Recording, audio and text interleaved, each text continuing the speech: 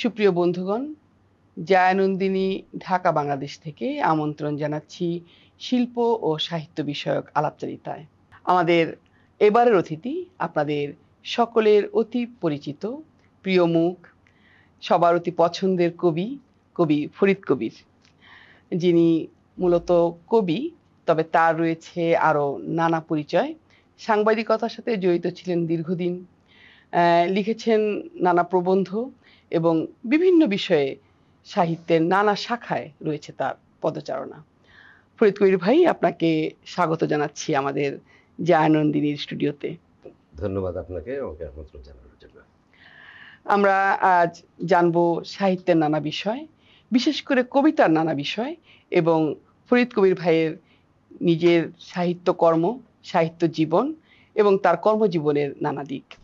ফরিদ ভাই, প্রথমেই শুরু করছি আপনার শৈশব দিয়ে। কোথায় কাটলো আপনার শৈশব? আমার তো জন্ম পুরনো ঢাকায়, একেবারেই পুরনো ঢাকায়, যেখানে আমার চারপাশে ত্রিসীমানায় কোনো বইপত্রই ছিল না। তো পুরনো ঢাকার কোন এলাকায়? যদি জিন্দাবাহার এলাকায়। জিন্দাবাহার এলাকায় আমার জন্ম, এবং সেখানে আমার মনে আছে যে ৭২ সাল পর্যন্ত আমার কাছে কোনো বই পৌঁছায়নি। স্বাধীনতার পরে, মানে ১৯৭২ সালে স্বাধীনতার পর কোনো একদিন আমার বাড়ির যে আলমিরা ছিল, সেই আলমিরার উপরে আমি দুটো বই খুঁজে পেয়েছিলাম। সেই দুটো বই আমাদেরকে উপহার দিয়েছিলেন কোনো একজন, সেটা হচ্ছে আমাদের খতনা উপলক্ষে। তো সেই তাহলে তখন আপনার বয়স, মানে বই দুটো আগেই এসেছিল, কিন্তু বই দুটো যেহেতু আমার বাবা মা মনে করেছেন যে এই বই এরা পড়বে না, পড়ার দরকার নেই, কারণ আমাদের তো বাইরের বই চর্চা ছিল না। ফলে ওইটা উনি আলমারির উপর এটা ভাঁজ করা, একটা প্যাকেট করা ছিল পোস্টার পেপার দিয়ে, ওই অবস্থাতেই ওটা ওখানে পড়েছিল। তো ৭২ সালে ওইটা অনেক ধুলি ধূসরিত অবস্থায়, সেটা আমি কি একটা খুঁজতে গিয়ে আমি ওটা খুঁজে পেয়েছি। তো সেই বই দুটোর মধ্যে ছিল একটা রূপকথার বই এবং আরেকটা ছিল কবি জসীমউদ্দীনের বাঙালির হাসির গল্প। আমার মনে আছে যে এই বাঙালির হাসির গল্প পড়ার পরে আমার বইয়ের প্রতি আকর্ষণ বাড়ে, এই যেটাকে বলে আউট বইয়ের প্রতি। এই হচ্ছে আমার পাঠের শুরু। এবং এরপরে আমি বই পড়ার জন্য বহু জায়গায় গেছি বই খোঁজার জন্য, কারণ আমাদের আত্মীয় স্বজনের বাড়িতে একটা ক্ষুধা জন্ম নিল এবং আমাদের আত্মীয় স্বজনের বাড়িতে কোনো বই ছিল না। ফলে যেখানে আমি যেতাম সেখানে গিয়ে আমি বই খুঁজতাম, এবং মানে বিভিন্ন মানে বাংলা বাজার গিয়ে বই ভাড়া করে কিনে নিয়ে আসতাম। তখন কিন্তু একটা মজার বিষয় ছিল যে বই ভাড়া আনা, ১ টাকা দিয়ে বই, আমরাও পড়েছি দস্যু বন্ধুর, বিশেষ করে ১০ টাকা দিয়ে, এই যে ১০ টাকা এই মানি রাখতো ওরা, সেই মানিতে ডিপোজিট রাখতো, তারপরে তারা বই দিত। তো ১ সপ্তাহের জন্য বই নিয়ে আসতাম, এইভাবে বই পড়তাম। এরপরে আরমানিটোলা একটা লাইব্রেরি গড়ে উঠেছিল আরমানিটোলা মাঠে, যদিও সেই লাইব্রেরিটা পরে আর থাকেনি। তো কারণ পুরনো ঢাকায় বই পড়বে কে? পুরনো ঢাকায় বইয়ের চর্চায় কিংবা এই সংবাদপত্র পড়ার চর্চা এগুলো কখনোই ছিল না। হ্যাঁ, তো আমার ওই থেকে বইয়ের প্রতি আমার ঝোঁক, এবং ওই বই আমাকে এই পর্যন্ত নিয়ে আমরা বুঝতে পারলাম যে আপনি আসলে ওই জসীমউদ্দীনই বোধহয় আপনার ভেতরে ক্ষুধাটা জাগিয়ে দিল বাঙালির হাসির গল্প থেকে। জিন্দাবাহার নিয়ে কিন্তু একটি ভালো বই রয়েছে, আপনি পরিতোষ সেন জিন্দাবাহার ও অন্যান্য। হ্যাঁ, তো এই যে আমার মনে হয় যে এই যে পুরনো ঢাকার যে জীবন, সেটি কি আপনার লেখাতে প্রভাব রেখেছে কিনা? আমি বলি, আমি তো, কারণ ওখানে তো একটা বিচিত্র জীবন। বলি, আমার কবিতায় যে পুরনো ঢাকা খুব একটা এসছে তা না, তবে যেহেতু কবিতা লেখার সময় আমি আমার জীবনের অভিজ্ঞতাকে কাজে লাগিয়েছি, এবং আমি একটা ভিন্ন ভাষায়, মানে আমি বলছি প্রচলিত যে কবিতার যে ধরন, তার চাইতে একটা নতুন ধরনের আমাদের কবিতা, যে ন্যারেটিভ এক ধরনের কবিতার চর্চা ছিল, যে দীর্ঘ কবিতা, একটু স্লোগানধর্মী কবিতা কিংবা একটু আবেগধর্মী কবিতা, তো সেগুলি থেকে বেরিয়ে গিয়ে আমরা একটা নতুন ধরনের কবিতার চর্চা করতে চেয়েছিলাম। সে কারণে সেই কবিতা লিখতে গিয়ে আমার জীবনযাপনের সঙ্গে তাকে আমি জড়াতে চাই।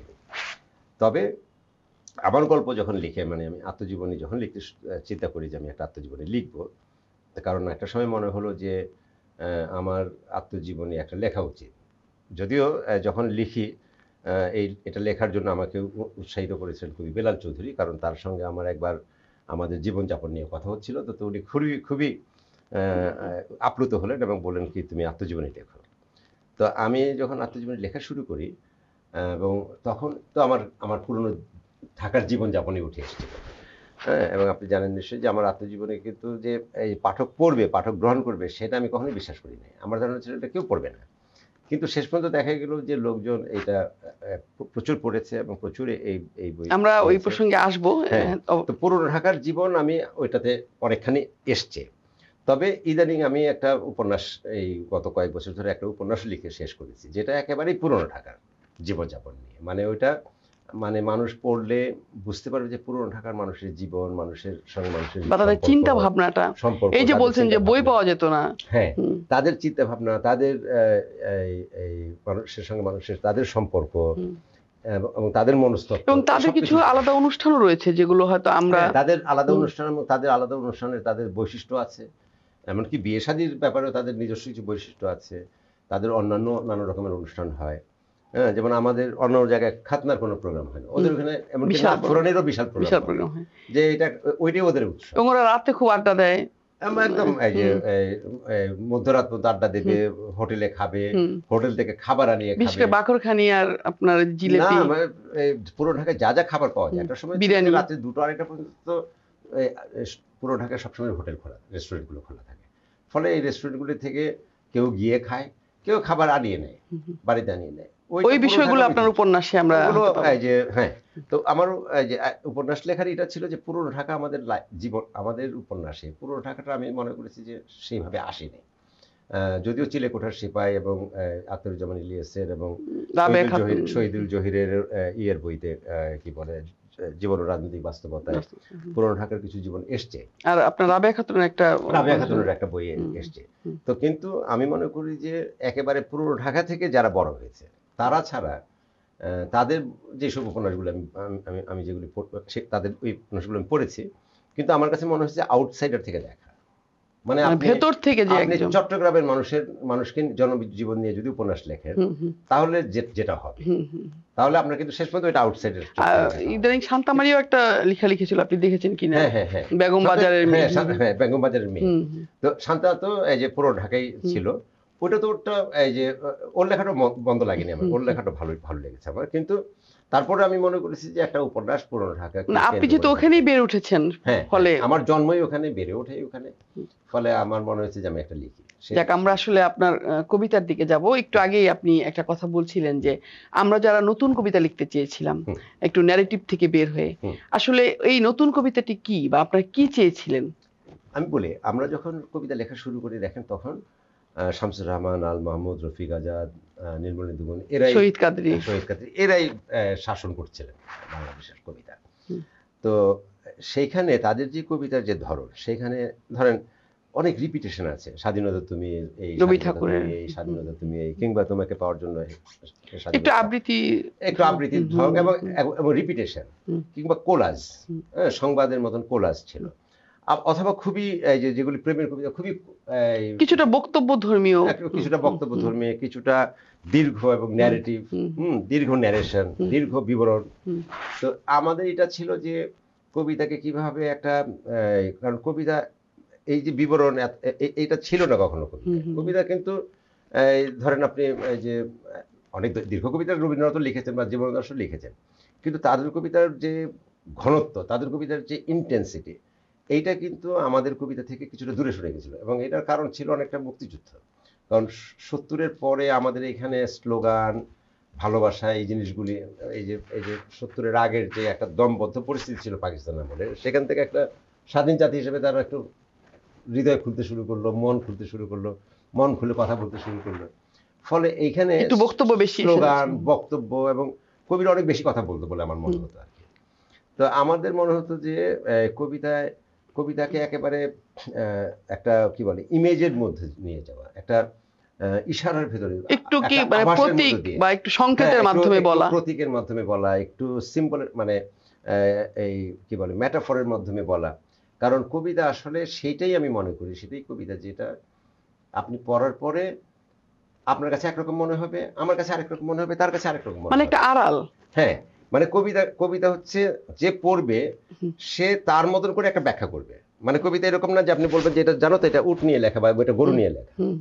মানে কেউ যখন আমাকে কখনো কবিতা শোনায়, বা ধরেন আমরা যদি, আমি অবশ্য আবার ওই নিরিখ মানে আপনার হ্যাঁ। বক্তব্যধর্মী কবিতা দিয়ে যাচ্ছি, যদি আমরা শামসুর রহমানের ওই কবিতাটাও ভাবি হ্যাঁ। যে অদ্ভুত উটের পিঠে চলেছে স্বদেশ, হ্যাঁ। সেইটা কেমন, মানে সেটাও কিন্তু এক ধরনের, আমি বলি হুম, এক একটা এই যে উদ্ভট উটের পিঠে চলে স্বদেশ, এইটা যে তার কবিতা বা এটা নিয়ে যে তার কবিতার বইটি, এখানে তার রাজনৈতিক সচেতনতামূলক কবিতাগুলো উনি জড়ো করেছেন। এবং ওই সময়ে এরশাদের শাসন ছিল, স্বৈরশাসন ছিল, সেটাকে মাথায় রেখে তার শিরোনাম করেছেন উনি। তো তখন এইটা একটা ইঙ্গিত উনি দিয়েছেন, কিন্তু তারপরে ওই কবিতাগুলো বেশি মাত্রায় রাজনৈতিক এবং বেশি মাত্রায় স্পষ্ট। হ্যাঁ, আপনি যেটা বলছিলেন বারবার যে বেশি মাত্রায় হয়তো অনেক অনেক বলেছেন, মানে হ্যাঁ, আপনি একটা কবিতা পড়লে বুঝতে পারবেন যে এই কবিতাটা এইটা নিয়ে লেখা, এটা নিয়ে লেখা। কিন্তু আমি মনে করি কবিতা হচ্ছে তাই যেটা আপনি চিহ্ন রেখা এঁকে দেয়া, আপনার মতন করে আপনি ওটার একটা ব্যাখ্যা করবেন, ওইটা আপনার মতন, মানে আপনাকে নানাভাবে মানে ইয়ে দিবে সে। হ্যাঁ, আপনার কোনো দুঃখকে, আপনার কোনো বেদনাকে, আপনার কোনো স্মৃতিকে উস্কে দিবে সে, কিংবা আপনাকে হয়তো ক্রুদ্ধ করবে, কিংবা আপনাকে হয়তো ইমোশনাল করবে, কিন্তু এই যে আপনার সঙ্গে যুক্ত হবে, আমাকে একটু ভাবাবে, হ্যাঁ, বা ভাবাবে, অর্থাৎ এই যে আপনাকে যুক্ত করে নেবে, সেটা হচ্ছে কবিতা। এটা এখানে ওই রকম না যে আমি আপনাকে বলে দেবো যে এটা নূর, এটা তো এই যে এটা কিন্তু উট নিয়ে কবিতা, এটা উদ্ভুত উট নিয়ে কবিতা, কিংবা এরশাদ নিয়ে কবিতা, বিষয়টা সেরকম না। অর্থাৎ আপনার কাছে মানে আপনারা চাচ্ছিলেন একটু প্রতীক, একটু নান্দনিক ভাবে, আর একটু, কারণ আমি মনে করি যে কবিতা হচ্ছে একটা শিল্প চর্চা। মানে শিল্প চর্চাটা কিরকম, আমি যদি স্পষ্ট করে বোঝাই যে ধরেন আপনি গান, আমরা গান করি, তো গানের অনেকগুলো রকম ফের আছে, কিন্তু সবচেয়ে কোন গানকে আমরা ধ্রুপদী গান বলি, ক্লাসিক্যাল গান বলি, কোনটা, যেখানে বাণী আর থাকে না, তাই না? বড় গোলাম আলী আপনি বাণী শুনবেন না, শুধু গলার কারুকাজ শুনবেন। এই যে গলার কারুকাজ শোনার জন্য তো কেউ কেউ বসে থাকে, কিংবা জাস্ট এই যে কেউ সন্তুর বাজাচ্ছে, কিংবা কেউ শুধু তবলা বাজাচ্ছে। তাই হলো। এবং রবীন্দ্রনাথকে কিন্তু আপনি জানেন যে রবীন্দ্রনাথকে কিন্তু এক ধরনের ব্লেমও দেওয়া হচ্ছিল যে তার কবিতা মানে গান অনেক বাণী নির্ভর, মানে ওই ক্লাসিক জায়গা থেকে তিনি সরে যাচ্ছেন, এটা কিন্তু বলা হচ্ছিল। কিন্তু তারপরেও আমি বলছি যে এই যে গান যেমন এই যে আধুনিক থেকে এই যে রবীন্দ্রনাথ মানে সেমি ক্লাসিক, কিংবা তারপরে ক্লাসিক্যাল, হ্যাঁ, তারপরে যেখানে একদম বাণী নাই, মানে শুধু গলার কারুকাজ। তো এই যে গানেরও যেমন একটা ক্লাসিক্যাল ধ্রুপদীর জায়গায় পৌঁছতে হয়, কবিতাকেও কিন্তু শেষ পর্যন্ত আস্তে আস্তে আস্তে কবি ওই জায়গায় পৌঁছতে হয়। আপনি খেয়াল করে দেখবেন যে রবীন্দ্রনাথ কিন্তু মানে পুনশ্চতে এসে লিখেছেন প্রশ্ন নামে সেই কবিতা, প্রথম দিনের সূর্য নতুন আবির্ভাবে কে তুমি।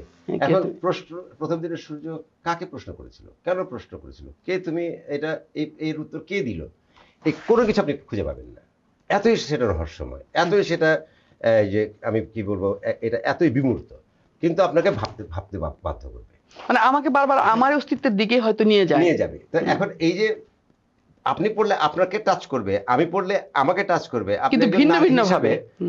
নারী, আপনার জীবনযাপন পদ্ধতি আলাদা, আপনার সুখ দুঃখ আলাদা, আমার সুখ দুঃখ আলাদা, আমার চাওয়া পাওয়া আলাদা, আমার স্বপ্ন আলাদা, আমাকেও এটা স্পর্শ করবে। এই যে দুইজনকে যখন দুইভাবে স্পর্শ করবে, তার মানে হচ্ছে এই কবিতার গুরুত্ব সবচেয়ে বেশি। তখনই সেটি আমরা বলবো যে কোথাও একটা আড়াল রেখে দেয় আর কি। এখন উদ্ভট উটের পিঠে চলেছে স্বদেশ, আপনি যে আপনি বললেন আপনার ভালো লাগেনি, আর আমি গ্রহণ করলাম, তাই তার আমি তো বুঝলাম যে এটা কাকে নিয়ে না, ভালো লাগা না লাগা তো একটা মানে শিল্পের একটা বিষয়। তারপরে আমি মনে করি একজন কবিকে শেষ পর্যন্ত যাত্রা করতে হয় এই আস্তে আস্তে তাকে একদম ধ্রুপদীর দিকে যাত্রা করতেই হয়, শিল্পের দিকে। আমি এই জায়গাতে একটু থামিয়ে আবার আপনার কাছে যাচ্ছি, সেটি আপনি একটু আগে বলছিলেন যে আমরা শুরু করেছিলাম, কিন্তু এই যে কবিতাকে প্রতীকে নিয়ে আসা বা ইমেজের মধ্য দিয়ে বা কোনো একটা আড়ালের মধ্য দিয়ে যে পাঠককে স্পর্শ করা, সেটা তোমরা 30-এর দশকেও দেখি। আমি বলি 30-এর দশকে তো ছিলই। আমি ওইটাই বলতে চাইছিলাম যে জীবন দাসরা, রবীন্দ্রনাথ এবং প্রেমেন্দ্র মিত্র কবিতাও যদি আমরা দেখি, তারাও তাই করেছিলেন, কিন্তু সেই কবিতা আস্তে আস্তে আস্তে তরল হয়ে যাচ্ছিল, কারণ কবির মধ্যে জনপ্রিয় হওয়ার একটা নেশা তৈরি হচ্ছিল। ফলে কবিরা চাচ্ছিলেন সরাসরি পাঠকের সঙ্গে সংযোগ তৈরি করতে। এই সংযোগের তৈরি করার জন্য তাদেরকে পাঠকের স্তরে নামতে হয়েছে। আচ্ছা, স্তরে নামতে হয়েছে।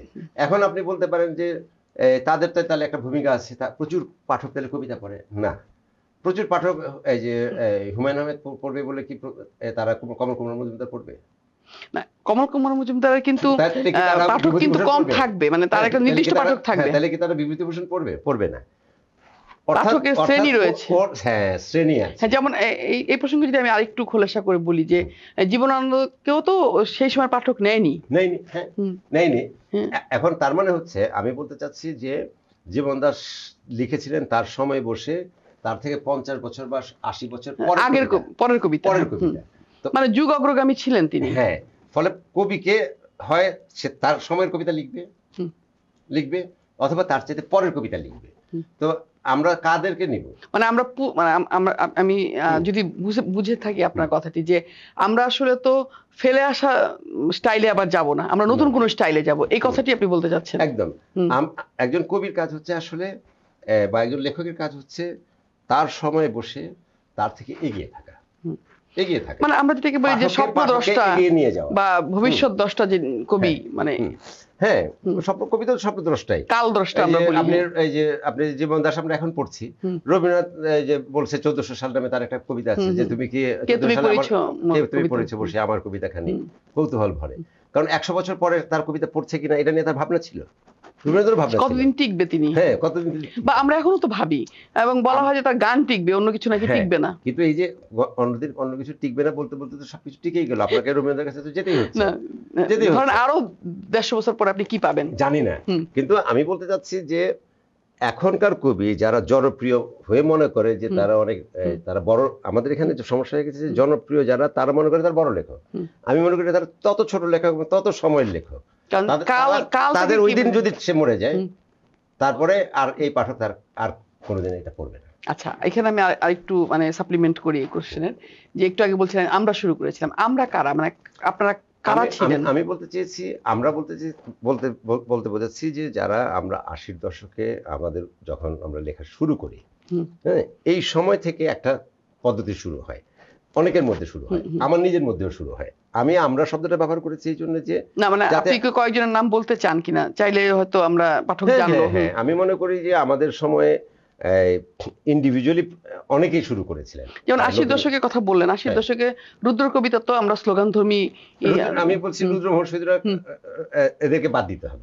তারা তাদের, এই জন্য জানতে চাচ্ছি কারা আমাদের সবাই এই কাজটা শুরু করেছিলাম বেসিক্যালি আমি, তুষার দাস, তারপরে সুব্রত, আমাদের একটু পরে সুব্রতরা, মাসুদ খানরা, এরা শুরু করেছিল। এমনকি কোনো ক্ষেত্রে রিফাত চৌধুরী, কাজল শাহনওয়াজ, ওরা আলাদাভাবে শুরু করেছিল। আমি বলছি যে এই যে পৃথকভাবে আমাদের মধ্যে একটা উন্মেষ ছিল। হ্যাঁ, কেউ খুব সচেতন, আমরা শুরু করেছিলাম কিছুটা সচেতনভাবে, তারা কিছু শুরু করেছিল হয়তো কিছুটা ইমোশনালি, হয়তো এই যে এই তত্ত্বের হেরফের হতে পারে, কিন্তু এই টাইমে যারা লিখতে এসেছিল তারা সবাই নতুন কিছু করতে চেয়েছিল। হ্যাঁ, এবং এইটার বাইরেও ছিলেন অনেকে যারা আমাদেরকে নিয়ে ওই সময় হাসি ঠাট্টা করতেন, যেমন খন্দকার আশরাফ হোসেনও আমাদের টাইমের সময়ের কবি, রেজাউদ্দিন সেলিমও আমাদের সময়ের কবি, কিন্তু তারা হয়তো সময়ের কবিতাটা লিখতে চেয়েছেন। তারা আমাদেরকে হয়তো কিছুটা এক অর্থে ব্যঙ্গই করতেন যে ওরা কি করছে। হ্যাঁ, আমরা তো জনপ্রিয় হওয়ার জন্য কবিতা লিখিই নাই, কারণ আমরা তো এই সময়ের কবিতাটা লিখিই নাই। আমরা সবসময় মনে করেছি আমরা আসলে ভবিষ্যতের পাঠকের জন্য লিখছি। ফলে আমাদের পরে কবিতাকে পড়লো না পড়লো এটা নিয়ে আমাদের মধ্যে আপনি কাউকে ভাবিত হতে দেখবেন না যে কেউ পড়লো কি পড়লো না। এটা আমি যাদের নাম, আপনি লেখার আনন্দে লিখছেন। একদমই, হ্যাঁ, মানে একজন লেখকের কাজ হচ্ছে নিজের আনন্দে লেখা, নিজের মতন করে লেখা। মানে আমি সন্তুষ্ট কিনা আমার, হ্যাঁ, মানে আমি যা লিখছি তা আমার মতন করে লিখছি, বা আমি জানি কিনা আমি কি লিখছি, হ্যাঁ, এবং আমি জানি কিনা কি লিখছি। মানে এটা অনেকটা আবিষ্কারকের মতো। কিরকম আবিষ্কারকের মতো? ধরেন একজন আবিষ্কার যে করতে চায় সে কিন্তু তার কিন্তু জানা থাকতে হবে কি কি আবিষ্কার হয়ে গেছে, আর কি হতে পারে, সে যদি কি হতে পারে এটা তখনই ভাবতে পারবে যখন সে জানবে। তা নাহলে আপনি ইয়ের নাম নিশ্চয়ই শুনেছেন, পিটার বিক্সেল নামে একজন বিখ্যাত সুইডিশ কবি, ছোট গল্পকার আছেন, কথা সাহিত্যিক আছেন। তার একটা গল্প আছে, সেই গল্পটার নাম টেলিভিশন। তো সেখানে উনি দেখাচ্ছেন যে 20 থেকে 25 বছর উনি ঘরেই রয়েছেন, ঘর থেকে বেরোচ্ছেন না। তো সবাই দেখছে, এবং ঘরেই তার খাবার সরবরাহ করা হচ্ছে, ঘরেই তিনি সবকিছু নিচ্ছেন, বাড়ি থেকে বেরোচ্ছেন না। 25 বছর পরে তিনি বাড়ি থেকে বেরোলেন এবং সবাইকে জানালেন যে এবার তোমরা সবাই আসো, কেন এতদিন আমি ঘরে ছিলাম তোমাদের সেই রহস্য জানাই।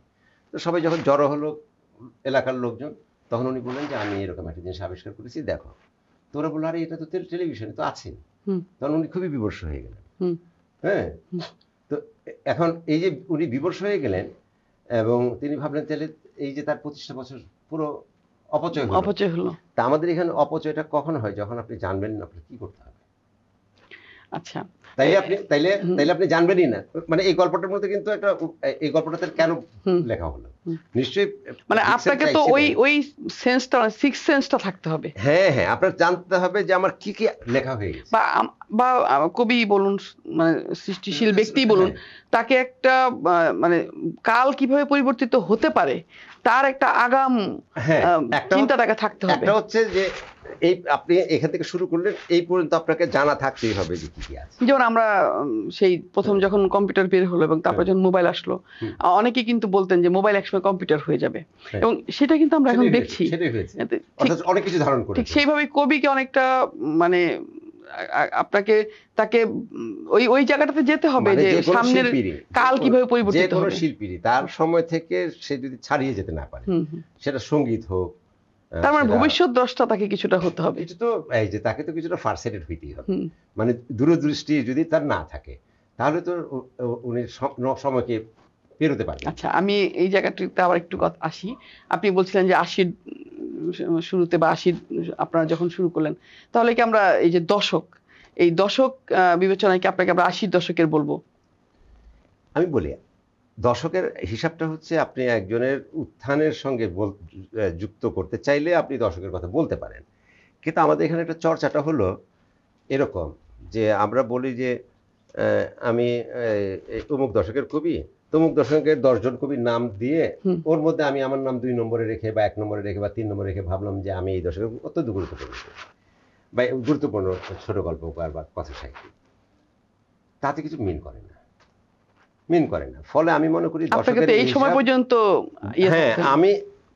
আমি শুরু করেছি ওইখান থেকে, এই 80-র দশক থেকে কিংবা 70-এর দশক থেকে কিংবা 60-এর দশক থেকে কিংবা 90 যখন থেকে আমি শুরু করি না কেন, আমি এখনকার লেখক জন্য গুরুত্বপূর্ণ থাকতে হবে। হ্যাঁ, এখনো আমাকে থাকতে হবে গুরুত্বপূর্ণ, কারণ আমার এখন যারা লিখছে তাদের মধ্যে আমার লেখাকে এমনভাবে আইডেন্টিফাই যাতে করতে পারে পাঠক, এমনভাবে যাতে শনাক্ত করতে পারে যে আমি এখনো সচল আছি এবং তাদের চেয়ে এগিয়ে আছি। এই এগিয়ে থাকা যখন আপনি থাকবেন তখন আপনি এই পুরো দশকের পর দশক আপনি এইভাবে শাসন করতে থাকবেন। আচ্ছা, সেটা ঠিক আছে। আমরা হয়তো কবির তো শাসন করতে হবে, শুধু দশক না, সে তো আগামী কালকেও শাসন করবে, যেহেতু সে ভবিষ্যৎ দ্রষ্টা হবে। কিন্তু আমি একটু বলতে চাচ্ছি যে আমরা যদি লক্ষণ বা বৈশিষ্ট্য বলি, দশক কি সেটি দেয় কিনা? মানে আমি 70 দশকের কবিতা দেখলে বুঝি কিনা, বা 80 দশকের কবিতা। আমি বলি আমরা এই দশক শব্দটির উৎপত্তি ঘটেছিল আসলে 30-এর দশক থেকে, তার আগে তো দশক ছিল না। আপনি খেয়াল করে দেখবেন 30-এর দশকের কবিদের নিয়ে আলোচনা করতে গিয়ে 30-এর দশক শব্দটির এই শব্দগুচ্ছের উদ্ভব ঘটল, মানে সমালোচনা বা আলোচনা করতে গিয়ে। তারপর আপনি দেখবেন যে 40-এর দশক আবার হারিয়ে গেছে প্রায়, আমরা প্রায় 40-এর দশক নিয়ে আলোচনা করিই না। কিন্তু 40-এর দশকেও অনেক গুরুত্বপূর্ণ লেখক ছিলেন। প্রেমেন্দ্র মিত্র ছিলেন, অরুণ মিত্র ছিলেন, আমাদের দেশেও আহসান হাবিব ছিলেন, সৈয়দ আলী হাসান ছিলেন। ফেলা হয় না কিছুটা নাকি? তারা 30-এর একটু পরে। তো এই যে তারা ছিলেন, কিংবা এই যে আমাদের দেশে 50-এর দশক আবার নিয়ে অনেক আলোচনা হয়। 60-এর দশক তো বিশাল আলোচনায় চলে আসছে। আচ্ছা, এখন আমাদের এখানে দশকওয়ারই কিছু বৈশিষ্ট্য আছে। 50-এর দশকের এক ধরনের বৈশিষ্ট্য আছে কবিদের। আমি বলি আমাদের 80-র দশকের বৈশিষ্ট্যটা হচ্ছে যে তারা প্রত্যেকে কিছুটা নিরীক্ষাপ্রবণ। আমি এই জায়গাটাতে একটু আমি বলছি যে 2-1 জন বাদ দিয়ে বেশিরভাগ কবি খুবই নিরীক্ষাপ্রবণ। তারা কবিতা নিয়ে নানা রকম পরীক্ষা নিরীক্ষা করতে পছন্দ করে, এবং এই তথাকথিত জনপ্রিয় কবি, তথাকথিত আবেগপ্রবণ কবি, তথাকথিত এই ধরনের কবিতা থেকে বেরিয়ে গিয়ে তারা নিজেদের কবিতা লেখার এক ধরনের প্রবণতা তাদের মধ্যে আছে। কিন্তু এইটা আপনি দেখবেন আবার 70-এ তেমন নাই। এই কথাটাই বলতে চাচ্ছিলাম। 60-এর দশকে আমরা দেখি যে মাত্র 60-এর দশকে আমি 2 জন কবিকে বলি যে তাদের সময় কিছুটা নিরীক্ষাপ্রবণ ছিলেন, যেমন আব্দুল মান্নান সৈয়দ এবং শিকদার আমিনুল হক। এবং ইন্টারেস্টিংলি আমি আপনাকে জানাই যে শিকদার আমিনুল হক কিন্তু তখন খুব দুর্বোধ্য ছিলেন না। শিকদার আমিনুল হক কিন্তু 60-এর দশকে এই সুলতা জানে ভালো নারীরা কেন, কবির কৃতদাস, এই ধরনের চটুল কবিতা লিখেছেন। কিন্তু মানে ওনার কবিতার বদলটা হয় কিন্তু 80-এর দশকে, এই 80-এর দশক কবিদের প্রভাবে, এই আমাদের সঙ্গে আড্ডার প্রভাব। ফলে তার এই জন্য শিকদার আমিনুল হকের কবিতার বদল, মানে উনি শতদ ডানার মানুষ যে লেখেন বা কাফকার জামাত যে লেখেন, এগুলি সবই এই যে বিশেষ মানে সততাটাই বেশি, সবই 90s এর, মানে 90 ওইটা দশকের। খুবই মানে ওনার মানে হ্যাঁ, গুরুত্বপূর্ণ কাজ। সবই কিন্তু এগুলো কিন্তু 90s এর লেখা, 90 দশকে বেরোনো। ফলে এই এই তার কবিতার তার কবিতা নিয়ে এখনো কেউ এই আলোচনা করেনি যে তার কবিতার বদলটা কারা ঘটালো এবং কিভাবে ঘটলো। এগুলি বেশিরভাগ ক্ষেত্রে মানে 80 দশকের কবিদের সঙ্গে আলোচনার প্রভাব কিন্তু এটা ছিল। বরং আমি বলবো যে এই ক্ষেত্রে কিছুটা দূরদর্শী ছিলেন আব্দুল মান্নান সৈয়দ। মান্নান ভাই ছিলেন আমাদের পরাবাস্তব আগে, কবি, যেটা আমাদের উনি পূর্বে, হুম। আমাদের আগে কবিদের মধ্যে সবচেয়ে নিরীক্ষা প্রবণ। শুধু কবিতা হ্যাঁ। উনি গল্প, কিন্তু আমরা যদি এমনকি সত্যের মতো গল্প। বদমাস্টার যদি দেখি, হ্যাঁ, মানে অবাক হতে হয় যে হ্যাঁ, এখনো এত মানে মানে একটা নতুন ধরনের ভাষা, নতুন ধরনের গল্প। একেবারেই। এমনকি আমি বলবো যে এই আমাদের আগে 50-এর আরেকজন কবির কথা বা লেখকের কথা আমাকে বলতে হবে, যিনি যাকে আমি আমি মনে করি বেশ নিরীক্ষা প্রবণ, তিনি ছিলেন সৈয়দ শামসুল হক। তার অন্তর্গত পড়বেন আপনি একরকম ভাষা, আপনি যদি তার খেলারাম খেলে যা পড়েন তাহলে আরেক রকমের ভাষা। একটা উপন্যাসের গল্পের ধরন অনুযায়ী যে ভাষার বদল, এমনকি অনেক উপন্যাসে তিনি ভাষাভঙ্গির অনেক মানে মানে বারবার নিজেকে বদল করেছেন হ্যাঁ তিনি। বদল করেছেন। এমনকি তার দ্বিতীয় দিনের কাহিনী আপনি পড়ে দেখবেন যে ওইখানে উনি এই যে পাকিস্তানি সেনাবাহিনীরা উর্দু ভাষায় কথা বলবে, তো উনি উর্দু ব্যবহার করেন নাই, উনি সাধু ভাষা ব্যবহার করেছেন। মানে ওদের সংলাপগুলি সাধু রীতিতে ব্যবহার করেছেন। আমি বলছি যে এগুলি খুবই ইন্টারেস্টিং এক্সপেরিমেন্ট। মানে অনেক সচেতন হয়ে উনি করেছেন আর কি। হ্যাঁ, তো এগুলো খুবই ইন্টারেস্টিং এক্সপেরিমেন্ট। আমাদের দেশে সচেতনভাবে ভাষা নিয়ে, গল্পের প্লট নিয়ে, এই কিংবা ফর্ম নিয়ে এক্সপেরিমেন্ট করেছেন কথা সাহিত্যের মধ্যে আমি খুব কম দেখি। আচ্ছা, খুব কম দেখি। কবিতার ক্ষেত্রেও এখনকার জেনারেশন তো আমি এই এক্সপেরিমেন্ট, এরকম এক্সপেরিমেন্ট, এমনকি ধরেন অনেকে বলে আমি ছন্দে লিখছি, কেউ বলছে আমি ছন্দে ছন্দে এই জায়গাটাতে আমরা একটু আসি ছন্দ মানি যে না। হ্যাঁ, কিন্তু 80 দশকের আপনি এমন কবি কম পাবেন না যারা ছন্দ ব্যবহারই করে নাই। হ্যাঁ, কিন্তু এই ছন্দটাকে কতটা গুরুত্বপূর্ণ মনে করেন আপনি, যে ছন্দ আমি কবিতার জন্য কতটুকু আমি তো অপরিহার্য? মনে করি যে এটা একদম প্রশ্নের ঊর্ধ্বে। একজন এই যে সঙ্গীত শিল্পীকে যেমন সুর সম্পর্কে জানতে হবে, সে যদি বলে আমি রাগ জানি না, সুর জানি না, তাহলে ওকে জাস্ট বের করে দিতে হবে, জাস্ট বের করে দিতে হবে। মানে এখন কেউ বলতে পারে যে ফরিদ কবির তো ছন্দ বিষয় খুবই কট্টর। হ্যাঁ, কট্টর। তার কারণ হচ্ছে যে ছন্দ আপনাকে জানতেই হবে। কিন্তু আমার কবিতা পড়ে কি কেউ ভেবেছে যে আমি ছন্দে লিখেছি? ছন্দ জেনে আমাকে ছন্দ ভাঙতে হবে, মানে আপনাকে ছন্দ ভাঙতে হবে এবং ছন্দ আড়াল করে ফেলতে হবে, যাতে আপনার কবিতা পড়লে মনে হয় যে আপনার কবিতা গদ্যে লেখা। আচ্ছা, মানে গদ্যের মধ্যে ছন্দটাকে রাখতেই হবে। হ্যাঁ, আপনার ছন্দ তো থাকবেই, ওর মধ্যে ইন্টারনালি রিদম তো থাকবেই, কিন্তু জিনিসটা হচ্ছে আমি এমন ভাবে লিখবো যে আপনার কাছে মনে হবে এটা গদ্যেই লেখা। তো এই যে গদ্যেই লেখা, ফলে আপনারটা পিওরলি গদ্যে লেখা, আমারটা ছন্দে আছে কিন্তু গদ্যে লেখা, মানে আপনার মনে হবে গদ্য। এই যে আমি আপনার পড়তে পড়তে আপনার ইন্টারপ্রিটেশন চেঞ্জ হয়ে যাবে। এখানেই তো 80 দশকের বেশিরভাগ কবির মুর্শিয়ানা, যে ওরা ছন্দ চর্চা করেছে প্রায় সকলে। আমি মাসুদ খানের কথা বলতে পারি, জুয়েল মাছের কথা বলতে পারি, সাজ্জাদ শরীফের কথা বলতে পারি, সুব্রত অগাস্টিন গোমেজের কথা বলতে পারি। আমার টাইমে যারা লিখেছেন বেশিরভাগই ছন্দ চর্চা করেছেন। কিন্তু এবং ছন্দ যখন ব্যবহার করেছে তখন ছন্দকে এমনভাবে ব্যবহার করেছে যে ওইভাবে ছন্দ ব্যবহার আমাদের আগে ছিলই না। আচ্ছা, এই যে ছন্দ ব্যবহার, বা আপনি বলতেছেন যে সঙ্গীতে যেমন আমরা জানি যে সুর, তাল, লয় একেবারে অপরিহার্য, ছন্দ অপরিহার্য।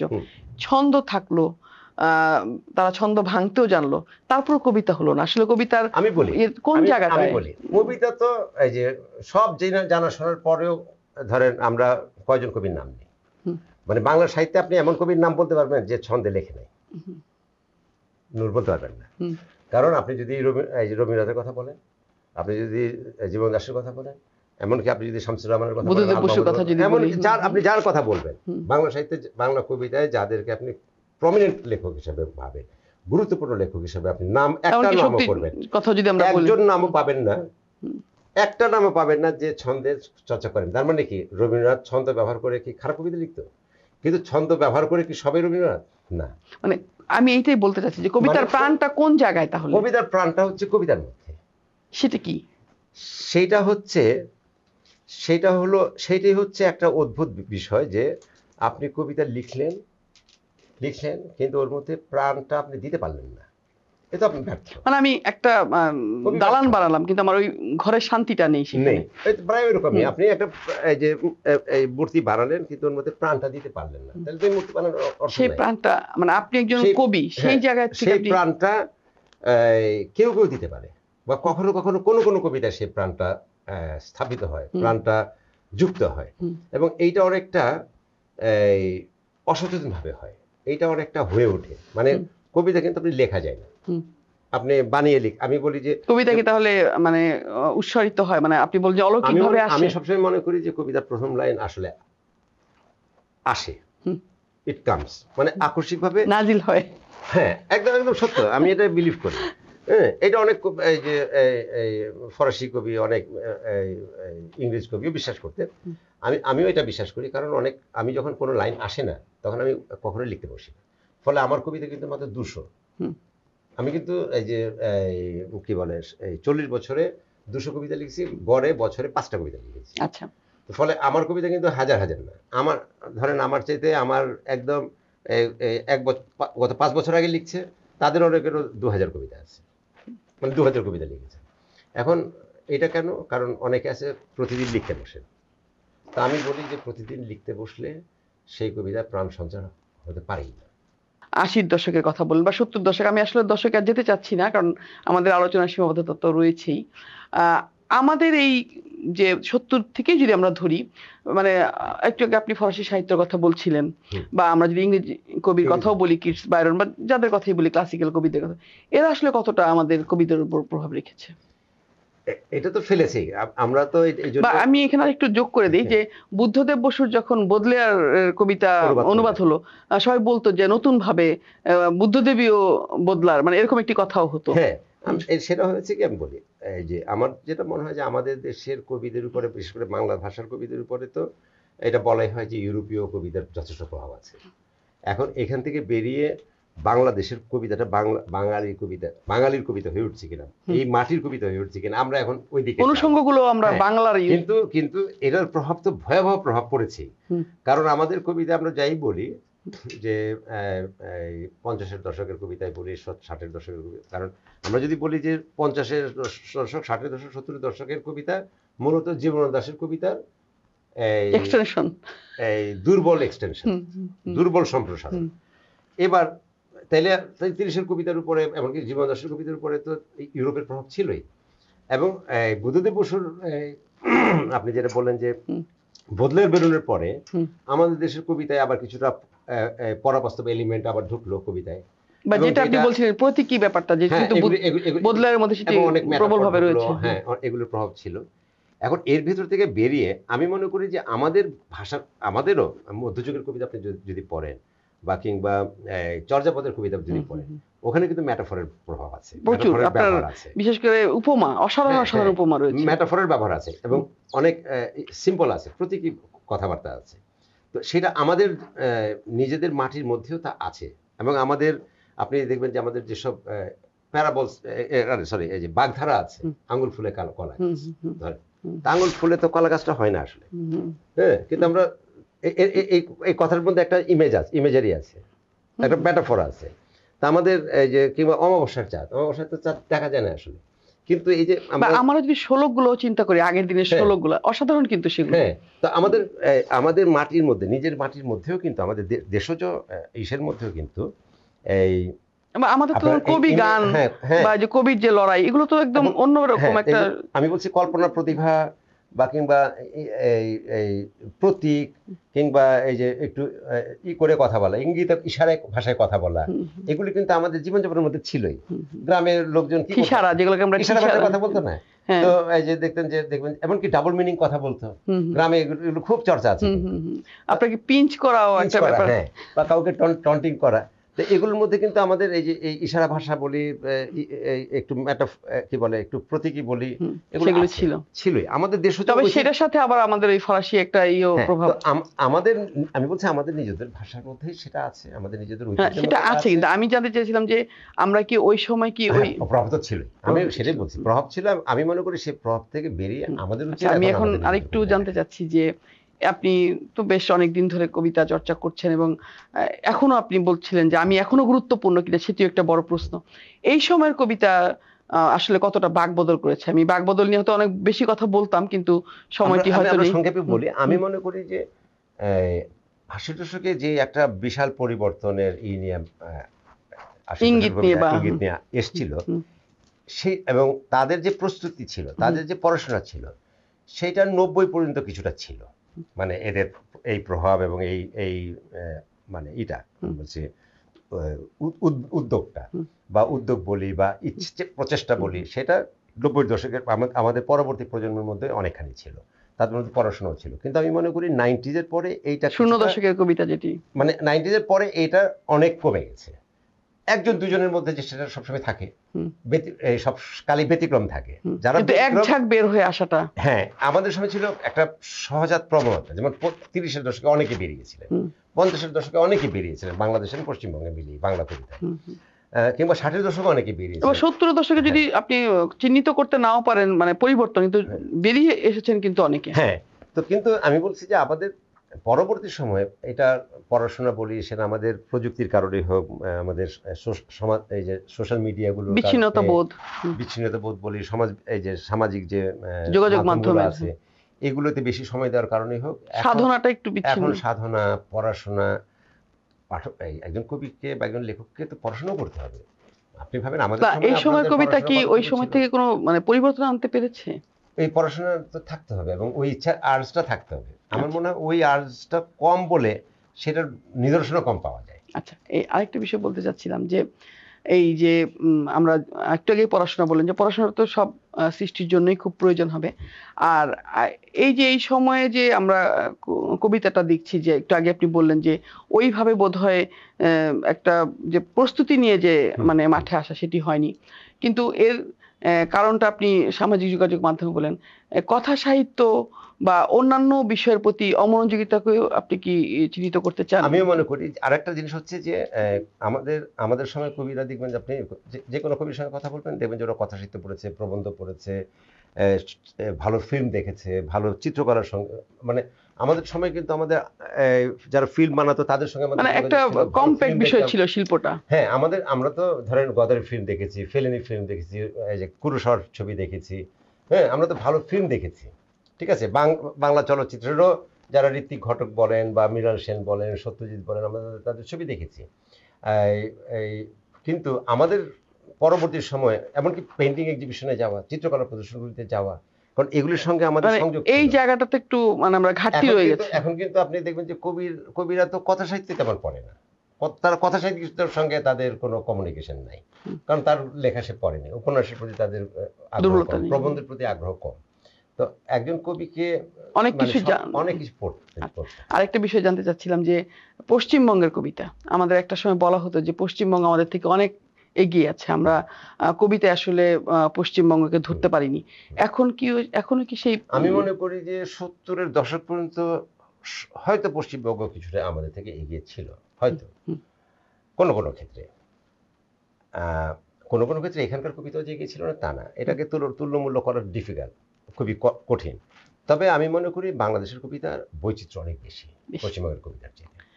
শেষ প্রশ্ন আমরা যাচ্ছি, সেটি হচ্ছে যে আপনি আত্মজীবনীর কথা প্রথমে বলেছিলেন, আমার গল্প নামে আপনার একটি চমৎকার আত্মজীবনী রয়েছে, এবং সেই আত্মজীবনী আমরা জানি যে মানুষ আসলে কবি বা যে কোনো ব্যক্তি জীবনের সবকিছু নিয়ে আসতে কখনোই সম্ভব হয় না, আসলে নানা কারণেই হয় না, কিন্তু আপনি চেষ্টা করেছেন জীবনের অনেকগুলো দিকই নিয়ে আসতে, এবং অনেকে বলে যে আপনি একটি সাহসী আত্মজীবনী লিখেছেন।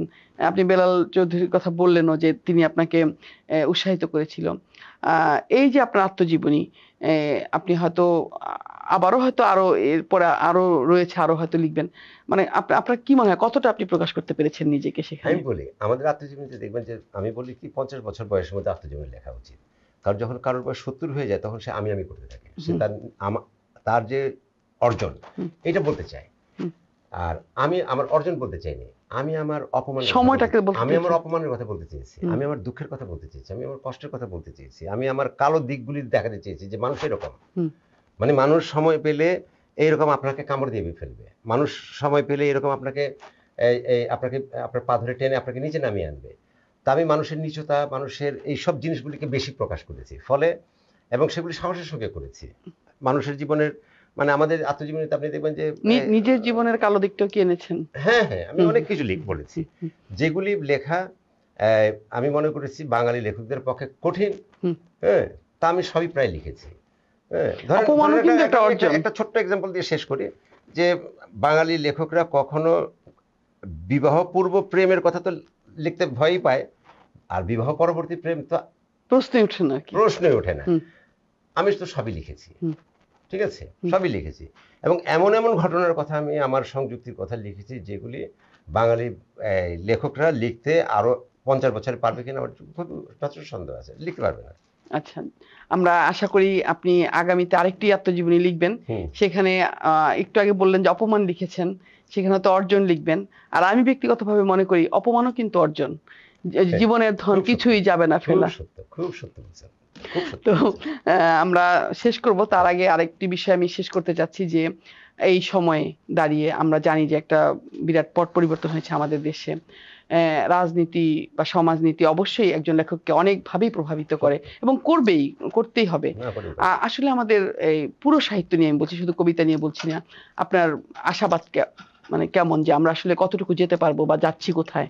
আমি মনে করি যে যে কোনো পরিবর্তনই একটা গভীর ছাপ মানুষের মধ্যে রেখে যায় এবং নতুন দৃষ্টিভঙ্গি তৈরি হয়। হুম, আমি মনে করি এরকম একটা পট পরিবর্তন খুবই দরকার ছিল, দেশের জন্য দরকার ছিল, মানুষের জন্য দরকার ছিল, এবং এর ভেতর দিয়ে আমরা কিন্তু অনেক আমরা যা এত কাল দেখিনি তার অনেক কিছু আমাদের দেখা হলো। হুম। এই দেখার ভেতর দিয়ে আমাদের যে মানসিক একটা বড় পরিবর্তন হবে না তা কেউ বলতে পারে না।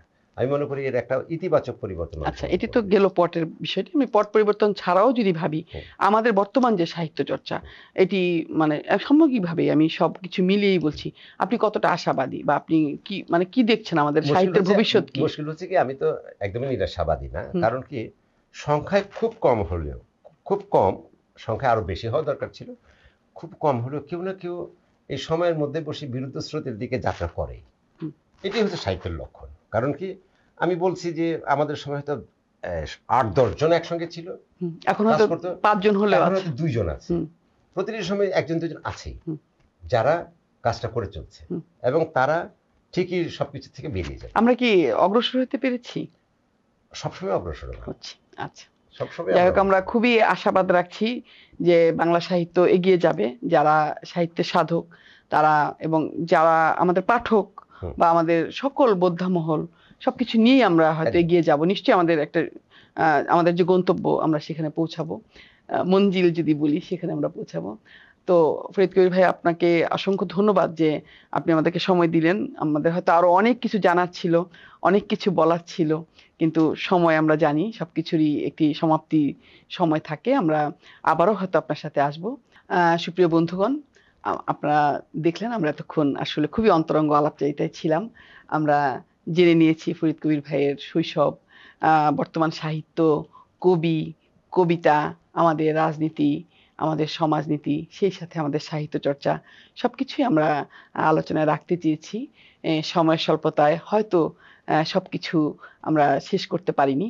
আবারও হয়তো তিনি কোনোদিন আমাদের এই আসরে আসবেন। আবারও আলাপচারিতায় আমরা মাতবো। আমরা আবারও জানবো বর্তমান সময়ের সাহিত্য, বিভিন্ন সময়ের সাহিত্য নিয়ে। জায়নন্দিনীর শিল্প সাহিত্য বিষয়ক আলাপচারিতায় আবারও আপনাদের সাথে দেখা হবে নতুন কোনো অতিথিকে নিয়ে। তিনিও হয়তো হবেন আপনাদের অতি প্রিয়জন, প্রিয় মুখ। সে পর্যন্ত আপনারা সবাই ভালো থাকুন, সুন্দর থাকুন। আগামীতে আবারও আপনাদের সাথে আলাপচারিতার প্রত্যাশায়।